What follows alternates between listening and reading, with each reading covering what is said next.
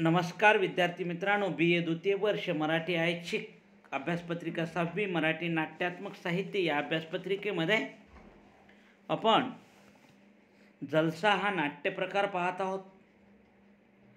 स्वयंसेवकाचा फारसा भीमराव कर्डक यांचा जलसा या ठिकाणी आपण पाहत आहोत. एकूणच या जलशामध्ये भीमराव कर्डकाने सुरुवातीच्या काळात मंगलाचरण गात असताना डॉक्टर बाबासाहेब आंबेडकरांच्या कार्यकर्तृत्वाची वाणी, लोकवाणी, त्या कार्यकर्तृत्वाचा गजर सर्वसामान्य जनतेला व्हावा, अस्पृश्य जनतेला व्हावा, दलित पीडितांना व्हावा म्हणून त्यांनी केलेला आहे.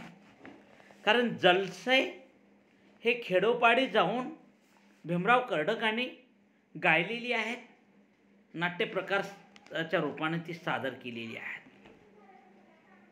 आणि जलसे सादर करत असताना भीमराव कर्डकांनी दलितांच्या व्यथा वेदनेचं चित्रण केलेलं आहे. अस्पृश्यांच्या जीवनामध्ये ज्या काही अडचणी सुवर्णाने आणलेल्या आहेत, त्यांना जातीयतेच्या, धर्माच्या नावाखाली जो काही त्रास दिलेला आहे आणि त्यापासून दलितांना सुधारण्यासाठी दलितांनी शिक्षण घ्यावं, दलितांनी स्वतःला सुधारावं, अन्याय अत्याचाराचा विरोध करावा, नकार वेदना विद्रोहाचं मर्म लक्षात घेऊन जीवन जगावं, यासाठी गावोगावी जाऊन जलसे सादर करण्याचं काम भीमराव कर्डकांनी केलेले आहे. आणि जलशाच्या सुरुवातीला मंगलाचरणाच्या रूपानं डॉक्टर बाबासाहेब आंबेडकरांचे कार्य या मंगलाचरणाच्या दृष्टिकोनातून गणाची चाल देऊन त्यांनी वर्णन करून सांगितलेले आहे. आता हा जलसे पाहणारा जो प्रेक्षक वर्ग होता तो खेड्यापाड्यातला होता आणि त्यात तो निरक्षर होता, म्हणून त्यांना हा जलसा चटकन समजायचा आणि त्यांच्या हृदयापर्यंत जाऊन पोहोचायचा. डॉक्टर बाबासाहेब आंबेडकरांनी सांगितले, मी 10 व्याख्याने दिली तरी लोकांच्या मनात जितकं परिवर्तन होत नाही तितकं तुमच्या एका जलशाने परिवर्तन होतं, असं भीमराव कर्डकांना म्हटलेलं आहे. ही खूप मोठी भीमराव कर्डकांसाठी अभिमानाची गोष्ट आहे. कारण त्यांनी लोकांचं मन परिवर्तन कसं करायचं हे सामान्य भाषेमध्ये समजावून सांगण्याचा प्रयत्न केलेला आहे. म्हणून हा जलसा नाट्यप्रकार खूप महत्त्वाचा आहे, हे आपल्याला लक्षात घ्यायला काही हरकत नाही आहे.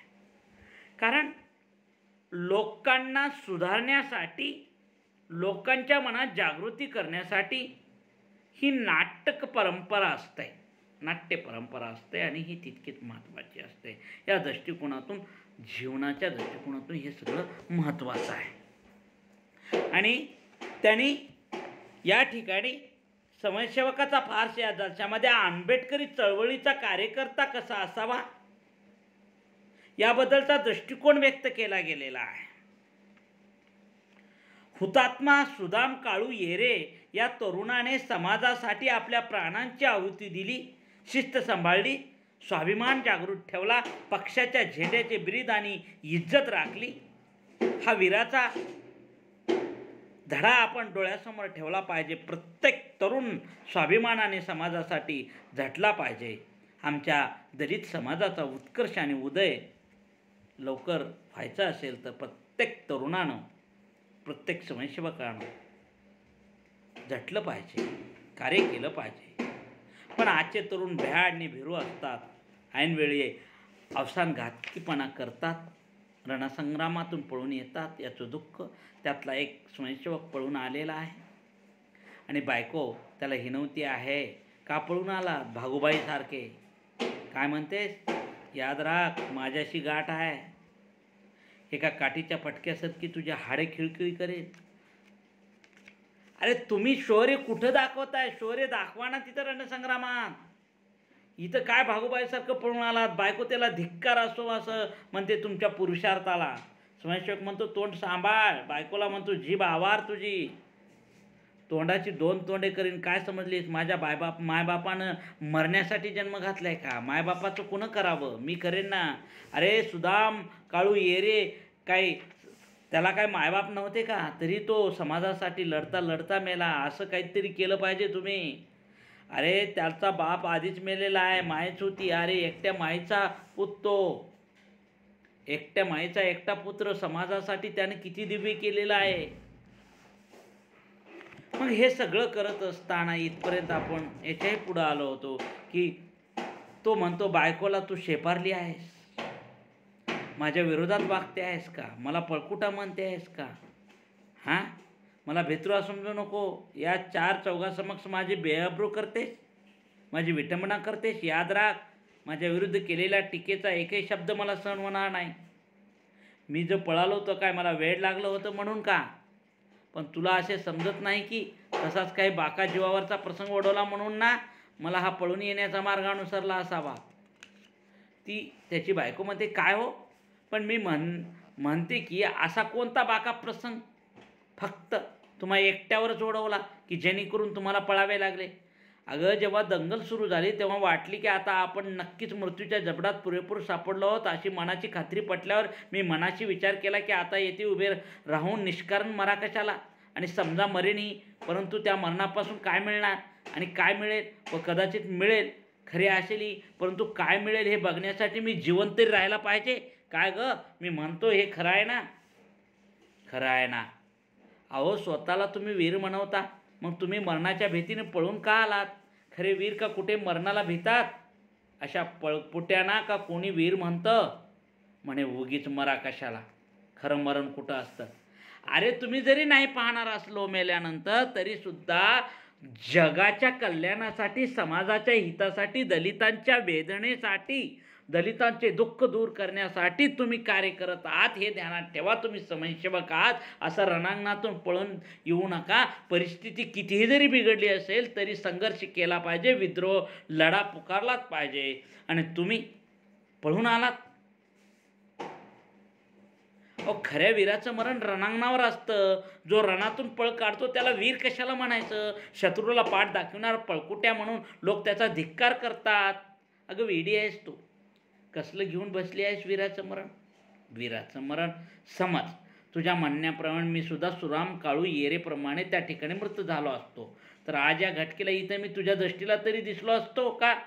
अगं माणसानं असा हकनाक मरण्यापेक्षा एखादी पदवी संपादन करावी, कीर्तिवान बनावं, जगात मानसन्मान प्राणप्रतिष्ठेने जीवन कंटण्याची शोभा वेगळी असते. यासाठी माणसानं कार्य केलं पाहिजे, पदवी मिळाली पाहिजे, प्राणप्रतिष्ठा. आणि मी पळून आलो. अहो या जगात माणसानं प्रथम पदवी मिळाली पाहिजे, कीर्ती संपादन केली पाहिजे. परंतु खरं पाहू गेलं तर पदवी व कीर्ती यात पदवी श्रेष्ठ आहे. कशी. मनुष्य मेल्यानंतर त्याच्या मागे त्याची कीर्ती होत असली तरी ती होणार कीर्ती पाहण्यास तो काय थोडाच जिवंत असतो नाही. तशी गोष्ट पदवीची मुळीच नाही.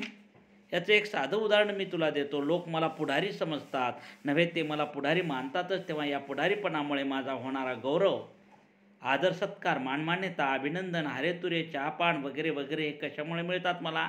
पुढारीपणाची पदवी कमवली म्हणूनच ना. मग आता तूच सांग, पदवी श्रेष्ठ की मेल्यानंतरची कीर्ती श्रेष्ठ. अहो पदवीपेक्षा मी केव्हाही कीर्तीला श्रेष्ठ म्हणेन. तुमच्या म्हणण्याप्रमाणे पदवी श्रेष्ठ असं गृहीत धरले तरी पदवी काही फुकाफुकी मिळत नाही. ती संपादन करण्यासाठी लोक कल्याणातच झटलं पाहिजे, निस्वार्थपणे समाजाची सेवा केली पाहिजे. पदवी मिळवण्यासाठी कष्टच करावे लागतात, ती काही फुकटाफुकटीमध्ये मिळत नाही. इथपर्यंत आपण हा भाग आलो होतो. आता याच्या पुढचा भाग आपणाला सविस्तरपणे या ठिकाणी पाहायचा आहे. पद 5 आहे. पदवी नाही फुकाची जो करील जनसेवा तयाची, कार्यहीन नर किती या जगती, पदवी करिता व्यर्थ भांडती, फजिती अशी ही त्यांची होते, जनतेसमोर साची पदवी नाही. म्हणून म्हणते की नुसती तोंडाची फुकट बडबड करून काही पदवी मिळत नसते. ती मिळवण्यासाठी रात्रंदिवस समाजाची सेवा केली पाहिजे. काही एक न करता फुकटची पदवी मिळावी म्हणून कितीतरी जीव या जगात नित्य निष्कारण धडपड करीत असतात. परंतु पदवी ही काही परसातील भाजी आहे की ती सहज खुडून आणावी. या पदवीचे निष्कारण स्तोम माजविणाऱ्याची 4 लोक कशी टवाळी करतात, जनतेसमोर त्याची कशी फजिती होते त्याचे त्यांना भान देखील राहत नाही. अगदी तंतोतंत तुमची अशी अवस्था झालेली आहे. अहो तुम्हाला पती म्हणून घेण्याची सुद्धा मला लाज वाटत आहे. पदवी समाज कल्याणासाठी असते, कीर्ती महत्त्वाची असते. ती काय परिसरातली भाजी आहे का खुडून आणावी. पदवीचे निष्कारण तो माजविणाऱ्याचे लोक कशी टवाळी करतात तुम्हाला माहीत नाही? तुमची फजिती होत आहे. तुम्हाला पती म्हणून घेण्याची मला लाज वाटते आहे. आता मात्र तू कळस केलास. अगं तू माझी धर्मपत्नी ना, आणि मग तूच असे माझ्या विरुद्ध बोलते. 4 लोकांचे समक्ष माझा अपमान करावा, माझी निर्भत्सना करावीस, यावरून तू माझी धर्मपत्नी नसून खरोखर पूर्वीच्या 7 जन्माची कोणीतरी दावेदारीन वैरीण असली पाहिजेस असे वाटू लागते. आणि म्हणून म्हणतो की का टोचूनी बोलशी तू मजला, स्त्री नसून वैरीण काशी. हे मम भाषण बोधामृत जणू, पुरे करी आता हा बोध तुझा गे ठसला, माझ्या मनाला का टोचुनी. तू माझी 7 जन्माची वैरीण वाटतीस, माझ्या का मागं लागलीस तू? मी पळून आलो म्हणून? अगं मी जगलो तर सगळं आहे, आणि जगणार झालो तर मी काय पाहणार आहे का ती? पण ती म्हणते नाही आहे, जगाच्या कल्याणासाठी तुम्ही काम केलं पाहिजे, समाजाच्या कल्याणासाठी, आपल्या दलितांच्या कल्याणासाठी, दलितांच्या सुधारणेसाठी तुम्ही काम केलं पाहिजे. खरा नवरा तोच असतो. तुम्हाला नवरा म्हणण्याची सुद्धा मला लाज वाटते. खरोखर तुझ्या सारखी धर्मपत्नी मला मिळाली हे मी माझे भाग्य समजतो. तू आज मला जागृत केलंस, मला नवी दृष्टी दिलीस, सदुपदेशाचं झणझणीत आंजण माझ्या डोळ्यात घालून तुम्हाला शुद्धीवर आणलंयस. ठिकाणी निर्वचनाचे डोस पाजून माझे हृदय परिवर्तन केलेस. आजपर्यंत मान मोठेपणाच्या खोट्या प्रतिष्ठेच्या आमिषाला बडू पडून कार्य वंचित झालो. स्वामी भक्तीने व निष्ठेने समाजसेवा करण्याचा जो मान एका अशिक्षित तरुण वीरानं मिळवला, तो मान आमच्यासारख्या सुशिक्षित मी म्हणणाऱ्या पुढाऱ्यांनाही मिळणं दुरास्पद झालं. म्हणूनच तुझा आजचा उपदेश मला पूर्णपणे पटला. आजपासून समाजाची सेवा मी एकनिष्ठपणे करीन ही माझी प्रतिज्ञा समज. म्हणजे तो थोडा उपरती झालेला आहे समाजसेवक, कारण पत्नीनं त्याला खूप सुधारलेली आहे. कारण अमृतरूपी तत्वज्ञानाचे डोस पाजून त्याच्या मनाचं परिवर्तन करण्याचं काम त्या पत्नीनं केलेलं असल्या कारणानं तो म्हणतो आता मी जागृत झालेलो आहे. जगात माणसानं प्रथम पदवी मिळवली पाहिजे, कीर्ती संपादन केली पाहिजे. परंतु खरं पाहू गेलं तर पदवी व कीर्ती यात पदवी श्रेष्ठ आहे. हे जरी सत्य असलं तर कीर्ती महत्त्वाची आहे. कारण तुझ्यासारखी धर्मपत्नी मला मिळाली हे मी माझे भाग्य समजतो. मी असल्या पदवीच्याच येणामध्ये राहायला लागलेलो होतो, आणि तू यातून मला सावरलंस, मला नवी दृष्टी दिलीस. कारण सदुपदेशाचं झणझणीत आंजण तू माझ्या डोळ्यात घातलेलं आहेस, मला शुद्धीवर आणलेलं आहे. टीका निर्वचनाचे दोष पाजून माझे हृदय परिवर्तन केलेस. मी आता खूप परिपूर्ण बदललेलो आहे. मी आता कुणी आमिषाला बळी पडणार नाही, चांगलं कार्य करेन. मला तुझा उपदेश पटलेला आहे. मी आजपासून समाजाची एकनिष्ठपणे सेवा करेन. त्या येरे तर अशिक्षित तरुणवीरानं समाजसेवेचा मान मिळवलेला आहे. ती स्त्री म्हणते, अहो असे समाजसेवा नुसती तोंडाने बडबडणारे, तसेच प्रतिज्ञा करणारे, प्रतिज्ञेचे प्रज्ञावंतही शेकड्यावरही आपल्या समाजात आहेत. परंतु खरी समाजसेवा वेगळीच असते. म्हणून म्हणते, ज्याला समाज सुधारण्याची खरी कळकळ आणि तळमळ आहे, जो स्वतःला कार्यकर्ता समजतो, त्याने कसे वागावे सांगते ऐका. पण तू नुसतं बोलून चालणार नाही. समाजसेवा बोलून होत नाही आहे.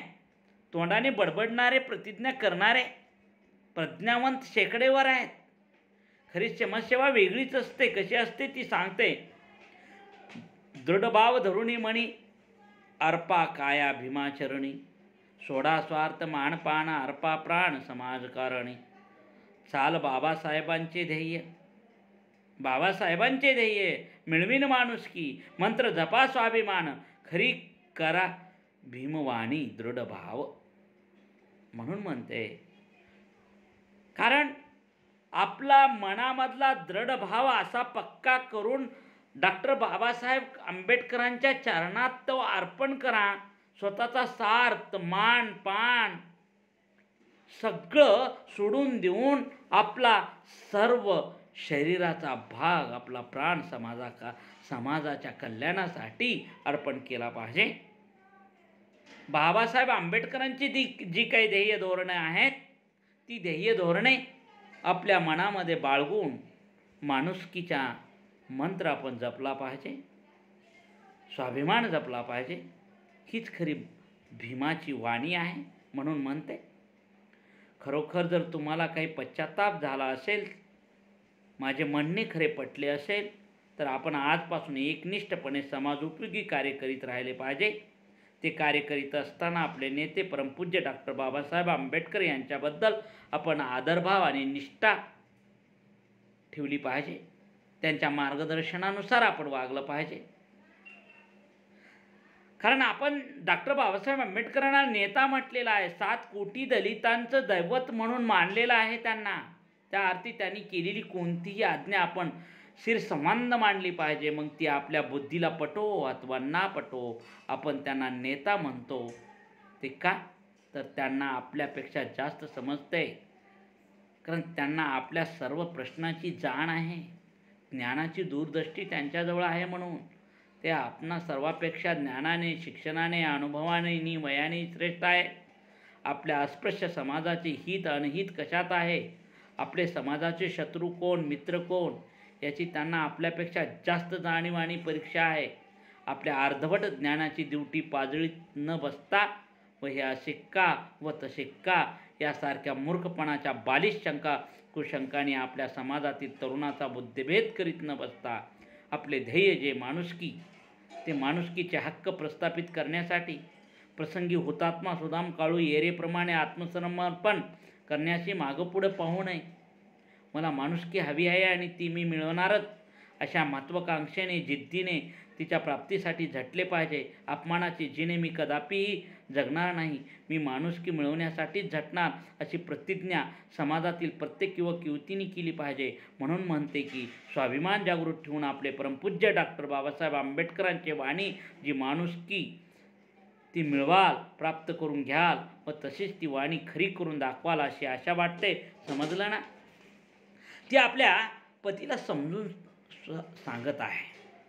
कारण डॉक्टर बाबासाहेब आंबेडकरांचे विचार आपण आपल्या डोक्यात घेतले पाहिजेत. त्यांची ध्येय, विचार, त्यांची प्रणाली, आपलं संपूर्ण जीवन त्यांच्या चरणी अर्पण केलं पाहिजे.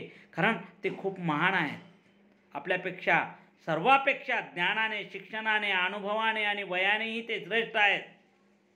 अस्पृश्य समाजाचं हित आणि हित, आपल्या समाजाचे शत्रू कोण, मित्र कोण, हे सगळं त्यांना माहीत आहे. आपण उगाचच शंका कुशंका करत बसायची गरज नाही आहे. भागूबाईसारखं समाजाच्या कार्यातून पळून येता कामा नये. भलेही आपला जीव जाण्याची वेळ येईल, प्राणाची आहुती देण्याची जरी समाजासाठी वेळ आली तरी घाबरायचं नाही आहे. मन खंबीर असलं पाहिजे. आपला स्वाभिमान जागृत झाला पाहिजे आणि माणुसकीच्याच मागं आपण राहिलं पाहिजे. अपमानाचे जिने आपण कदापिही सहन करणार नाही ही प्रतिज्ञा आपण घेतली पाहिजे. मला माणुसकी हवी आहे आणि ती मिळवणारच. कारण सवर्ण आणि दलितावर जो जातीयतेचा जो अन्याय केलेला आहे तो आपण पूर्णपणे मिटवून टाकलं पाहिजे. त्यासाठी डॉक्टर बाबासाहेब आंबेडकरांची वाणी जी माणुसकीची वाणी आहे ती आपण मिळवली पाहिजे. ही वाणी खरी आहे. स्वयंसेवक म्हणतो, धन्य धन्य मी, आज मी धन्य झालो. तुझ्यासारखी स्त्री मला पत्नी म्हणून लाभली हे मी माझे भाग्य समजतो. कारण पत्नीनं त्याचं मन परिवर्तन केलेलं आहे. तू धन्य आहेस, स्त्री म्हणून धन्य आहेस, पत्नी म्हणून धन्य आहेस. तुझ्यासारखी स्त्री मला लाभली याचा आनंद मला वाटतो. आणि 8वं पद आहे, ही प्रेमळ गंगा. तू खरोखर माझी सुशील गृहिणी, उपदेश करशी गोड. स्त्री म्हणते, आपणा विना कुणी जगती मला, जशी रामसीतेची जोड.